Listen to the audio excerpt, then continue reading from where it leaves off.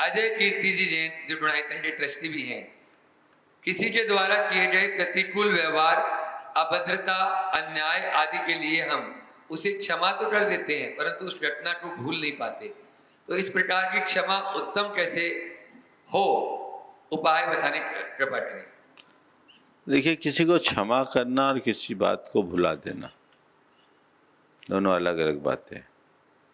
यदि हम ऊपरी मन से क्षमा करते हैं तो बात हमारे जेहन में बैठी रहती है और वो हमें परेशान भी करती है। ऐसी स्थिति में वो क्षमा क्षमा जैसी होती नहीं, केवल नाम की क्षमा है।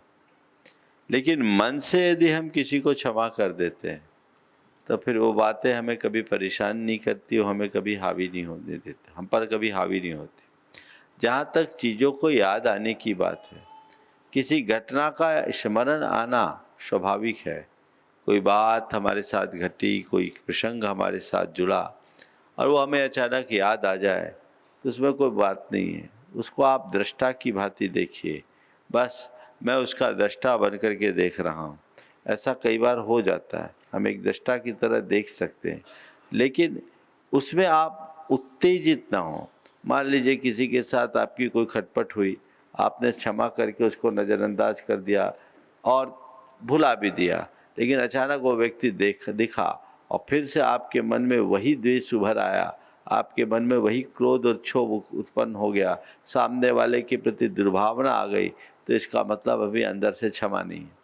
अगर मन में क्षमा होगी तो उसको देख करके भी आपको बुरा नहीं लगेगा। बहुत सारे आपके जीवन का भी अनुभव होगा, बहुत सारे ऐसे लोग जिनसे कभी आपकी बनी नहीं, कई दिनों से कटता रही, लेकिन एक बार एक दूसरे से क्षमा मांगा, क्षमा किया, तो अब उसके साथ रहने में एक पल का संकोच नहीं। मेरे संपर्क में ऐसे कई लोग हैं, 20-20 साल तक एक दूसरे के साथ खटपट रही और बस 20 मिनट के संबोधन से हृदय बदला और आज दोनों ऐसे रह रहे हैं जैसे कभी कुछ हुआ ही नहीं। तो वो होती है क्षमा। जब मन साफ हो तो क्षमा का अर्थ है, और मन में गांठ हो तो वह केवल औपचारिक क्षमा है, आंतरिक क्षमा नहीं। हम औपचारिक क्षमा की जगह आंतरिक क्षमा को आत्मसात करने का प्रयत्न करें।